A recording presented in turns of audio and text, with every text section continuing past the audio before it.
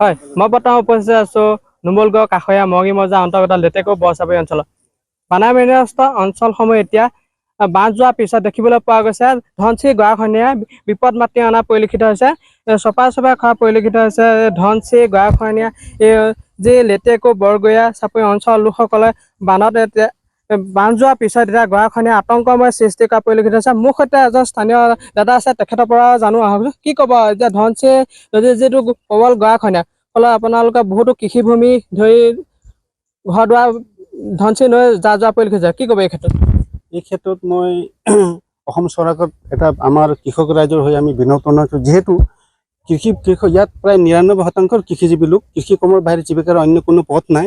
কিন্তু আজি যিটো আপোনালোকে নিউজ চেনেলৰ জৰিয়তে যিটো আপোনালোকে প্ৰদৰ্শিত কৰি আছে, দেখিছে আজি আমাৰ এইখন 260-70 ঘৰ কৃষক পৰিয়ালৰ মাজত প্ৰায় 30-35 ঘৰ কৃষক পৰিয়ালত ধনশিৰি নদীত ইতিমধ্যে প্ৰায় ঘৰ বাৰী মাটি ভেটি হেৰুৱাবলগীয়া হৈছে।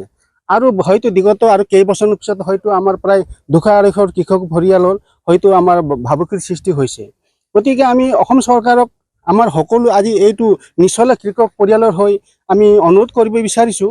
হয়তো চৰকাৰক বহুবাৰ নিবেদন কৰা হৈছে, হয়তো কিহৰ কাৰণে এই প্ৰতিৰোধ ব্যৱস্থা আজি চৰকাৰে পদক্ষেপ ল'ব পৰা নাই সেইটো আমি নাজানো, সেইটো প্ৰশাসন বিভাগে জানে। কিন্তু পুনৰ আমি আকৌ আবেদন কৰিছোঁ যাতে আমাৰ যিটো বৰ্তমান চৰকাৰৰ যিটো পলিচিৰ পদক্ষেপ সকলো ক্ষেত্ৰত তেওঁলোকে বহুতো উন্নয়নমূলক কাম কৰি থকা দেখা গৈছে। গতিকে আমি আশাবাদী।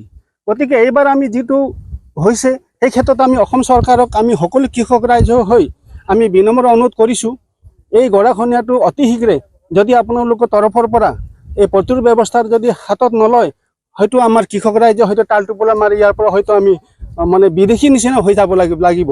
গতিকে অসম চৰকাৰক আমাৰ সকলো কৃষক ৰাইজৰ হৈ বৰগয়া লেটেকুচাৰ সকলো কৃষক ৰাইজৰ হৈ আমি আজি এই স্থানৰ পৰা আমি তেখেতক আমি কাতৰৰ অনুৰোধ জনাইছোঁ। নিশ্চয়কৈ যিটো ধনশিৰি গৰাখহনীয়া এতিয়া বিপদ মাতি অহা পৰিলক্ষিত হৈছে। কেইবাখনো গাঁৱত ধনশিৰি যি কাষৰীয়া অঞ্চলসমূহ লেপানী সুতিকে ধৰি বৰগয়া লেটেকু চাপৰি অঞ্চলৰ এইসকল ৰাইজৰ এটা কৃষিভূমি পানীৰ তলত ধনশিৰি নৈৰ তলত বুজা পৰিলক্ষিত হৈছে। মোৰ সৈতে আন এজন দাদা আছে, তেখেতৰ পৰাও জানো হওক। কি ক'ব যে শ বিঘা মাটি আপোনালোকৰ এতিয়া ধনশিৰি বুকুত যোৱা পৰিলক্ষিত হৈছে, প্ৰবল গৰাখহনীয়া চলি আছে, কি ক'ব? মানে গৰাখহনীয়াটো এনেকুৱা ধৰণৰ হৈছে, আজি আমাৰ 10-12 বছৰ ধৰি সাংঘাতিক ধৰণে খহনীয়া হৈ আছে। এই খহনীয়াৰ ফলত আমাৰ শ বিঘা মাটি নৈৰ বুকুত গৈছে, বিলীন হৈ গৈছে। আৰু ইয়াৰ পৰা প্ৰায় 35-30 ঘৰ মানুহ ইয়াৰ পৰা স্থানান্তৰিত হৈছে। ইয়াৰ পৰা তো চৰকাৰক আমি অনুৰোধ বাৰে বাৰে কৰি আহিছোঁ। আমি 2017 চনতো অনুৰোধ কৰিছোঁ। আমাৰ নুমলীগড়ৰ শোধনাগাৰ কাষতে লাগি আছে, তেখেতসকলকো বিভাগকো আমি অনুৰোধ কৰিছোঁ। আৰু মই পুনৰ আমাৰ অসম চৰকাৰৰ জলসম্পদ বিভাগৰ মন্ত্ৰী পীযুষ হাজৰিকা ডাঙৰীয়া, লগতে আমাৰ খুমটাই সমষ্টিৰ বিধায়ক ডাঙৰীয়া মৃণাল শইকীয়া, আৰু লগতে আমাৰ সৰুপথাৰ সমষ্টিৰ বিশ্বজিৎ ফুকন ডাঙৰীয়া, তেখেতসকলক সকলোকে আমি পুনৰবাৰ কাটৰে অনুৰোধ কৰিছোঁ যাতে আমাৰ এই সমস্যাটোৰ পৰা আমাক ৰক্ষা কৰে। কাৰণ যদিহে তেখেতসকলে আমাৰ ৰাইজৰ হকে যদি চিন্তা নকৰে, আমি কিন্তু একেবাৰে ইয়াৰ পৰা বেলেগ এঠাইলৈ আমি অঘৰীয়া হৈ যাব লাগিব আৰু আমি ৰিফিউজি টাইপৰ হৈ যাব লাগিব।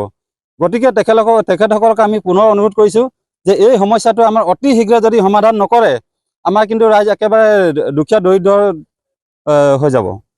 নিশ্চয়কৈ এনেদৰে দেখিবলৈ পোৱা গৈছে ধনশিৰি প্ৰবল গৰাখহনীয়াই এতিয়া এই অঞ্চলসমূহ যি নৈ কাষৰীয়া যি ধনশিৰি নৈ কাষৰীয়া যি অঞ্চলসমূহ আছে, এই অঞ্চলসমূহৰ ৰাইজলৈ এতিয়া বিপদ মাতি অনা পৰিলক্ষিত হৈছে। সমগ্ৰ দৃশ্য মোৰ কেমেৰা পাৰ্চনে দেখুৱাই আছে ধনশিৰি গৰাখহনীয়াই এতিয়া কাল ৰূপ ধাৰণ কৰা পৰিলক্ষিত হৈছে।